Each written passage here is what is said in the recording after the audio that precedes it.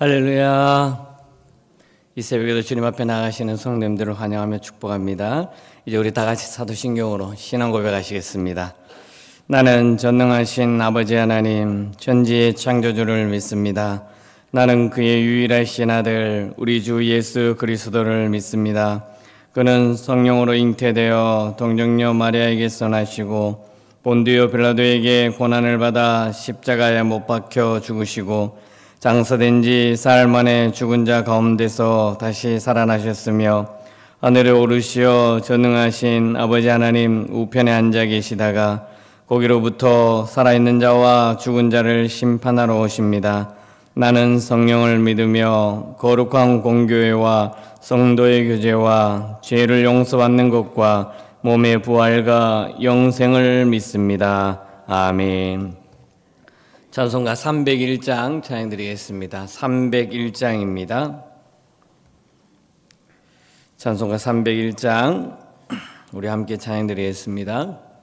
지금까지 지내온 것 주의 크신 은혜라 한이 없는 주의 사랑 어찌로 말하랴. 자나깨나 주의 손이 항상 살펴주시고 모든 일을 주 안에서 형통하게 하시네. 몸도 맘도 연약하나 세임받아 살았네. 물 붓듯이 부으시는 주의 은혜 족하다. 사랑 없는 거리에나 험한 산길 내밀 때 주의 손을 굳게 잡고 찬송하며 가리라. 주님 다시 배울 날이 날로 다가와 무거운 짐 주께 맡겨 벗을 날도 멀잖네. 나를 위해 예비하신 고향집에 돌아가 아버지의 품 안에서 영원토록 살리라. 아멘. 오늘 우리에게 주신 하나님의 말씀은 시편 118편 14절부터 마지막 29절까지의 말씀입니다. 시편 118편 14절부터 마지막 29절까지의 말씀 우리 한 절씩 교독하시고 마지막 29절은 우리 합독하도록 하겠습니다. 제가 먼저 14절을 보겠습니다. 여호와는 나의 능력과 찬송이시요 또 나의 구원이 되셨도다.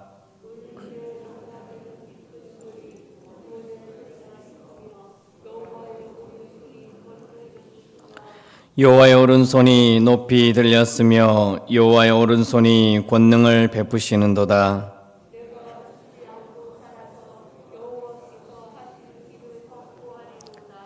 여호와께서 나를 심히 경책하셨어도 죽음에는 넘기지 아니하셨도다.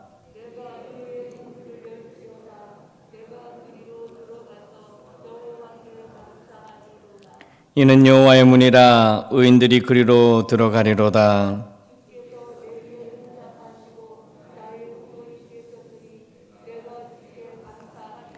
건축자의 버린 돌이 집 모퉁이의 머릿돌이 되었나니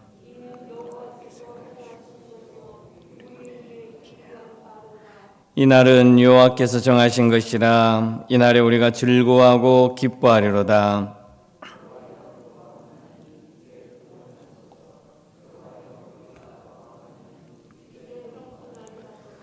여호와의 이름으로 오는 자가 복이 있으며 우리가 여호와의 집에서 너희를 축복하였도다.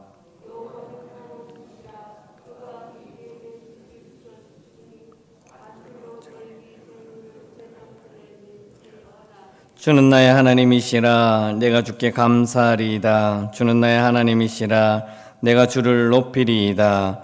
여호와께 감사하라. 그는 선하시며 그의 인자하심이 영원함이로다. 아멘. 할렐루야. 오늘이 2024년 마지막 날입니다. 한 해의 마지막 이 하루 남은 시간, 그리고 오늘 우리에게 주시는 이 시간 속에서 주님께서 베풀어 주시는 은혜와 평강이 가득 넘쳐나시기를 바라겠습니다. 올 한 해 정말 수고 많이 하셨습니다. 다가오는 2025년도에도 하나님께서 주신 은혜와 평강 매일매일마다 누리며 삶을 살아가는 저와 여러분 될 수 있기를 바라겠습니다. 우리가 인생을 살아가다 보면 때로는 깊은 절망의 골짜기를 지나게 될 때가 있습니다. 마치 한밤중에 캄캄한 밤을 헤매는 것처럼 앞이 전혀 보이지 않는 어둠 속에서 헤매일 때가 있다는 것이죠. 오늘 함께 읽은 이 시편 118편의 시인도 아마 그러했습니다. 그의 죽음도 문턱까지 갔다가 돌아온 사람이고 또 원수들에게 둘러싸여서 마치 꺼져가는 등불처럼 힘없이 쓰러질 것 같은 순간, 그리고 여러 가지 상황 속에서 하나님께서 그럼에도 불구하고 그를 붙잡아 주시고 그를 인도해 주시고 함께 해주심에 구원의 손길을 경험했던 사람이 바로 오늘 시인입니다. 오늘 본문을 보게 되면 절망의 자리에서 구원받은 한 영혼의 감격스러운 찬양시, 그리고 그 구원에 대한 감사의 시로서 표현을 해주고 있습니다.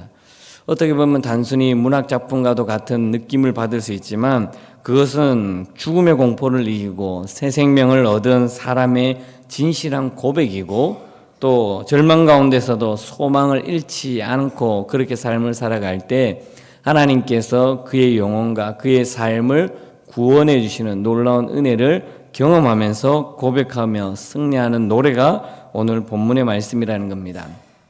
오늘 본문을 보게 되면, 오늘 마지막 절을 보게 되면 그 29절의 말씀이 여호와께 감사하라. 그는 선하시며 그의 인자하심이 영원함이로다 라고 되어 있습니다. 그런데 어제 읽은 1절의 말씀도 오늘 말씀과 동일합니다. 1절의 말씀 우리 한번 같이 읽어볼까요? 여호와께 감사하라. 그는 선하시며 그의 인자하심이 영원함이로다. 아멘. 1절의 말씀과 마지막 29절의 말씀이 동일하게 기록되어 있습니다. 그러면서 하나님 앞에 감사함으로 나아가는 시의 보편적인 특별한 그런 모습을 볼 수 있는 것이죠. 여호와께 감사하라. 그는 선하시며 그의 인자하심이 영원함이로다 라고 1절의 시작과 더불어서 마지막 29절에도 이렇게 고백하는 것을 보게 되죠.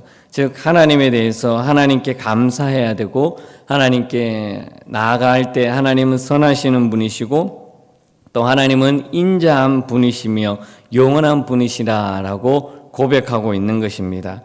그런데 이처럼 이렇게 쓰여진 문학적인 용어를 보게 되면 인클루지오라는 용어로 쓰여집니다. 즉 샌드위치 구조라는 것이죠. 1절과 마지막 절에 같이 있고 중간에 내용을 적는 것. 흔히 이것을 수미상관 구조라고 말합니다. 머리와 꼬리가 서로 관련이 있다라는 거죠. 똑같은 말씀이라는 것이죠. 그러면서 결론 오늘 118편의 전체적인 내용의 말씀을 보게 되면 하나님 앞에 감사하라, 여호와께 감사하라 이렇게 고백합니다. 감사하라라고 하는 것은 단순히 그냥 우리가 하나님 앞에 감사하는 모습으로 나아가는다라는 뜻도 있지만 오늘 본문에서 보여주는 원뜻은 어떤 뜻이냐면 바로 손을 이렇게 앞으로 내밀고 주님 앞에 나아가는 거예요. 그러니까 우리가 찬양을 드릴 때나 기도를 할 때 하나님 앞에 두 손 들어서 고백하며 감사하며 나갈 때 이렇게 하잖아요. 이런 모습이 그대로 오늘 본문에서 여호와께 감사하라라는 뜻으로서 자연스럽게 시인이 주님 앞에 두 손을 들어서 하나님 앞에 나아가는 그 모습이 오늘 본문 여호와께 감사하라라는 이 고백이라는 것이죠. 그러면서 하나님은 선하시는 분이시고 인자하시고 영원한 분이시라는 것을 고백하면서 인생의 삶을 살아오면서 하나님 앞에 언제나 모든 것을 지켜주시고 여러 가지 형편과 상황 속에서 나의 모든 삶의 주인이 되어 주십니다 라고 고백하는 것이 바로 오늘 전체적인 본문의 말씀이라고 할 수 있습니다. 특별히 오늘 읽은 14절부터 16절까지의 말씀을 보게 되면 우리 15절과 16절을 한번 같이 읽어볼까요? 15절과 16절입니다. 함께 읽겠습니다. 의인들의 장막에는 기쁜 소리, 구원의 소리가 있으며 여호와의 오른손이 권능을 베푸시며 여호와의 오른손이 높이 들렸으며 여호와의 오른손이 권능을 베푸시는도다. 아멘. 여호와 하나님 앞에 감사하며 나아가면서 오늘 15, 16절에 보게 되면 여호와의 오른손이라고 고백을 하면서 동일한 세 번의 반복적으로 이야기하는 것을 보게 됩니다. 이렇게 여호와의 오른손이 그러면서 고백하면서 하나님 앞에 나아가는 그 모습인데요. 이것은 바로 하나님의 능력이 나타남을 고백하는 것입니다. 흔히 하나님의 오른손으로 하나님께서 베푸시는 그의 능력, 하나님께서 주시는 은혜, 이러한 모습들을 종종 성경에서는 표현하고 있는데 오늘 시인도 여호와 하나님에 대해서 여호와의 오른손이 나를 지켜주었다, 하나님 앞에 높이 들렸고 하나님께서는 권능을 베풀어 주었다라고 고백하는 것을 보게 되죠. 이처럼 하나님의 그 구원의 능력을 경험한 시인은 하나님 앞에 또 이렇게 고백하는 것을 보게 되죠. 19절과 우리 20절 말씀 한번 같이 읽어볼까요? 19절과 20절입니다. 내게 의의 문들을 열지어다. 내가 그리로 들어가서 여호와께 감사하리로다. 의인들이 그리로 들어가리로다. 아멘.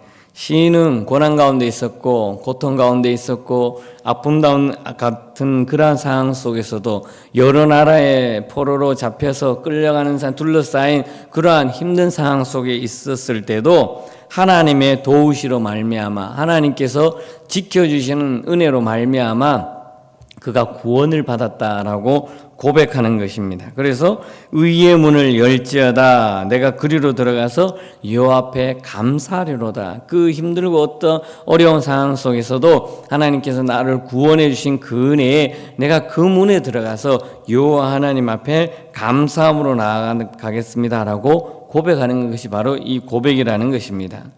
이러한 고백을 함에 있어서 시인이 느꼈던 갈등이 하나 있었습니다. 무엇이냐면 죽음의 위험 앞에서 느끼는 절망감이었습니다.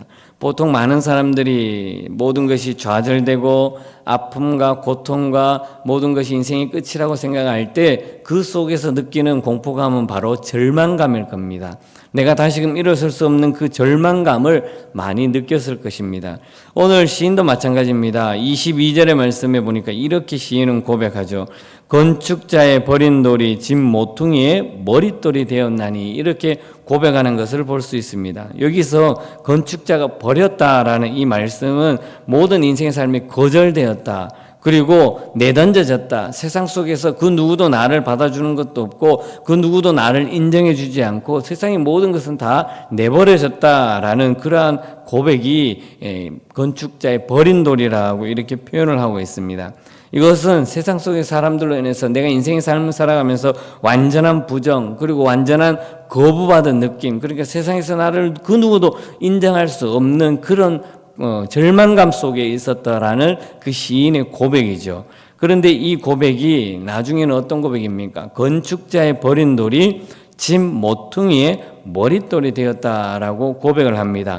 이 말씀을 통해서 이제 신약으로 가면, 신학기 표현으로서 신약으로 가면 누구를 뜻해 줍니까? 바로 예수 그리스도를 예표해 주고 있습니다. 그리고 하나님의 백성들이 겪는 그 극심한 고통과 멸시를 동시에 상징해 주고 있습니다.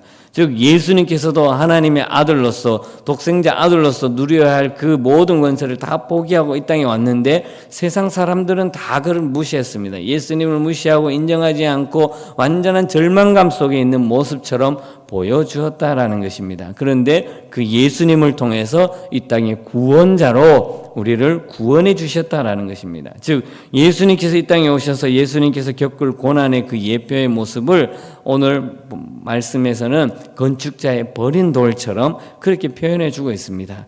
이것은 곧 우리 하나님의 백성들도 겪는, 이 세상 속에서 겪는 극심한 고통과 아픔, 멸시를 그대로 상징해 주고 있다라는 것입니다. 그런데 그럼에도 불구하고 그 건축자의 버린 돌이 이제 모퉁이, 집에 건축하는 모퉁이 돌이 되었다라고 이렇게 고백하는 것을 보게 되죠.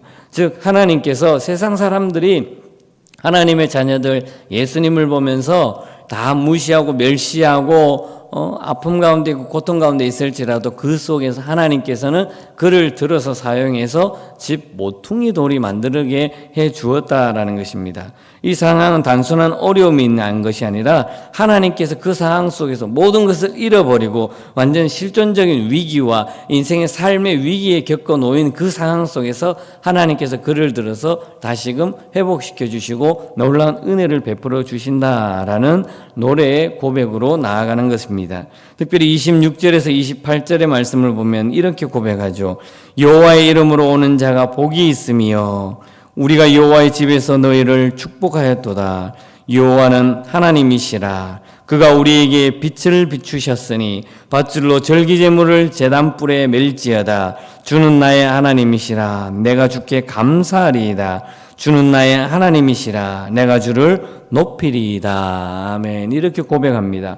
즉 하나님 앞에, 여호와 하나님 앞에 감사함으로 나아가고, 특별히 28절에 또 마지막에 보면 내가 주께 감사하리이다. 주는 나의 하나님이시라. 주는 나의 하나님이시라. 내가 주를 높이리이다. 이렇게 또 두 번 반복해 주고 있으면서 여호와 하나님을 높여주면서 나의 하나님이시라라고 고백하는 이 시인의 고백을 볼 수 있는 것이죠. 오늘 본문의 내용을 보게 되면 시인이 건짐을 받을 수 없는 그 상황 속에서 인생의 모든 것이 끝났는 것처럼 절망 속에 있지만 그 속에서 하나님께서 베풀어 주신 은혜에 그 상황에서 건져주심에 대해서 하나님을 찬양하고, 사람들에게 버림을 받은 것 같아도 하나님은 집 모퉁이의 머릿돌이 되게 해주시는 분이라고 그렇게 고백하고 있는 것입니다. 이 시인의 고백은 단순히 자신의 생명뿐만 아니라 자신의 생명을 죽을 수밖에 없는 그 상황 속에서도 하나님께서 베풀어 주신 그 은혜를 고백하며 나아간다라는 것입니다. 그런데 우리가 오늘 이 말씀을 통해서 깨달아야 할 것은 이 시인이 고백하고 있고 시인이 믿는 그 하나님이 지금 이 시간에도 우리가 믿는 하나님, 그 하나님이 동일한 분이시라는 것을 믿으시기를 바라겠습니다. 시대는 변했지만 이 시인이 고백하는, 지금 이 본문에서 말해주는 시인의 고백하는 그 하나님과 지금 2024년 마지막 날을 보내고 있는 그 하나님은 변함없는 동일한 하나님이시고, 우리의 삶에서도 이 시인이 고백하면서 하나님의 역사하심을 느끼며 감사하며 고백하며 나아가는 시의 그 고백처럼 우리의 삶에도, 지금 현재 삶을 살아가고 있는 저와 여러분 우리의 삶에서도 하나님께서는 동일하게 은혜를 베풀어 주시고 우리의 삶을 인도해 주심을 믿으시기 바라겠습니다. 그러므로 이 시인이 고백하며 하나님 앞에 감사함으로 나아가는 것처럼 우리의 삶에서도 건축자가 버린 돌처럼 여김을 받을지라도 그 속에서 하나님은 우리를 충분히 집 모퉁이의 머릿돌이 되게 해주시는 그 은혜를 날마다 누리며 감사하며 고백하며 나아갈 수 있기를 바라겠습니다.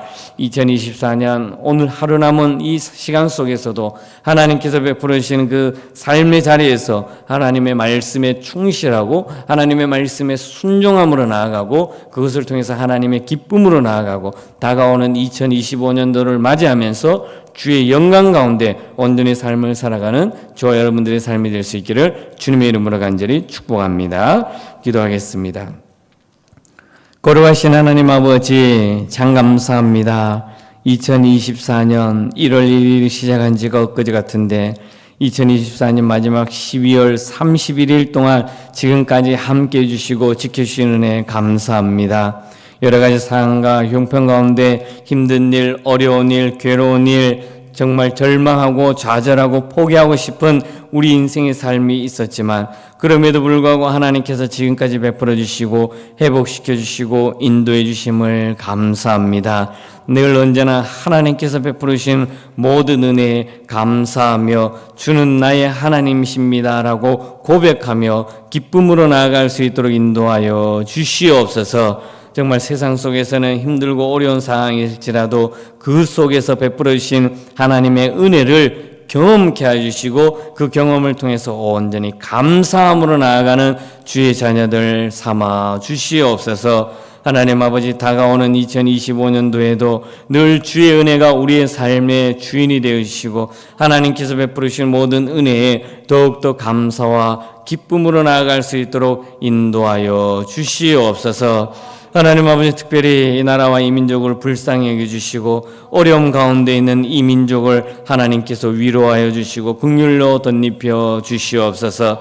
지난주일 참사로 인해서 아픔을 겪는 그러한 유가족들을 하나님께서 기억해 주시고 전 국민뿐만 아니라 전 세계에서 우리 한국을 바라보면서 안타까움과 애도의 메시지를 보내주고 있습니다. 하나님, 이 연말연초에 위로하여 주시고 주의 은혜로 가득 채워 주시옵소서. 무엇보다 우리의 삶을 통해서 살아 역사하시는 하나님을 온전히 바라보며 주의 뜻 안에서 온전히 하나님 말씀에 의지하며 순종하며 나아갈 수 있도록 우리 믿는 자들이 더욱더 주님 앞에 기도하며 나아갈 수 있도록 인도하여 주시옵소서. 마지막 날을 보내는 오늘 하루의 모든 삶을 하나님께서 지켜주시고 또 송구영신 예배로 주님 앞에 나아갈 때 기쁨과 즐거움과 감사로 나아가게 해주시고 2025년도를 은혜 가운데 맞이할 수 있도록 성령님 역사하여 주시옵소서. 오늘도 우리와 함께 해줄 줄 믿사오며 사랑이 많으신 예수님의 이름으로 기도드리옵나이다. 아멘. 하늘에 계신 우리 아버지, 아버지의 이름을 거룩하게 하시며 아버지의 나라가 오게 하시며 아버지의 뜻이 하늘에서와 같이 땅에서도 이루어지게 하소서. 오늘 우리에게 일용할 양식을 주시고 우리가 우리에게 잘못한 사람을 용서해 준 것 같이 우리 죄를 용서해 주시고 우리를 시험에 빠지지 않게 하시고 악에서 구하소서. 나라와 권능과 영광이 영원히 아버지의 것입니다. 아멘.